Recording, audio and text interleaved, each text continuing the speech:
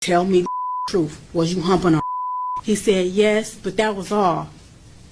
And I said, did you hump on him with your underwear off? He said, no. He yelled out, yes, he did. And I just remember going in the hallway, walking back and forth, like, and I walked back up and I was like, you your brother? You get what I'm saying? You your brother.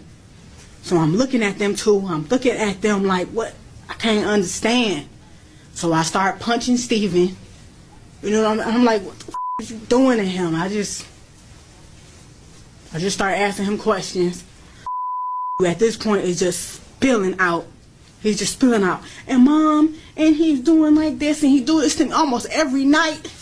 He tell me how he was, the reason I put bags over Steven's head is because I thought he in the bed. My son was never a bedwetter. Didn't know it was Steven waking up every morning, pissing on like he was a damn piece of shit. Okay? They had bunk beds. Steven would get out the bed in the middle of the night. You would rape him in his own bed. You would pee on him instead of going to the bathroom. I'm waking up every morning thinking was a bedwetter. So we just wash him up and go, you a bedwetter. Let's talk about what you did to Steven. The reason I put bags over Steven's head is because my son told me that the plastic on his bed, because I thought he was a bedwetter, he said, sometimes, Mom, I couldn't breathe. Steven was laying on me, and he had my face down in the plastic on the bed. I couldn't breathe, and he was humping on my butt like a basketball. That's when I got a garbage bag and started putting it over Steven's head. And I started asking him, bitch, you know what I'm saying? You see what this feel like? You can't breathe? You stopping my... That's my son. You could not breathe on top of getting raped. You was 6 years old at the time. You get what I'm saying? So I put the bags over his head. He lost consciousness. I did that a couple times.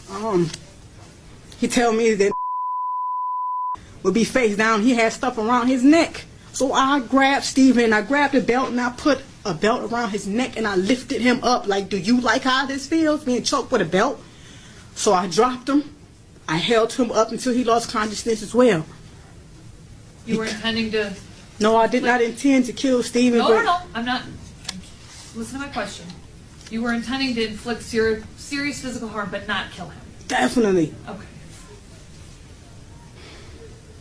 Did you also punch him? Yes, I did. Multiple also times. kick him? Yes, I did. Okay. You talked about choking him. Did you also burn him? Yes, I did. Okay, how did you do that? Hot water, scalding hot water. In our bathroom, the hot water gets extremely hot. So, his private area, I stood him in the bathtub naked. You my son with your, you know? So yes, I threw hot water in his genital area multiple times. Multiple times. Every time Steven peed in my son's eyes. He put his in his ears, his nose. He peed. Even told me one time, Mom, and in my eyes he said it was gooey, but it wasn't pee. And right then, it was like, I didn't even know a 9-year-old could ejaculate. You get what I'm saying? So not only did you do that, you did it in my son's eyes. So my son had to go through all this shit. So yes, I threw hot water on him repeatedly. Did it make him burn? Yes, it did. His skin came off. Did you also make him drink Windex? Yes, I did, because told me in the middle of the night he had took him in the basement and he made him drink the blue stuff from under the sink. And I'm like, what blue stuff? So I walked downstairs. He showed me what I said. You made drink Windex. And then I went back to like years before, and I'm like, is this what was wrong with him? I thought he had the stomach flu, where you vomit and have diarrhea.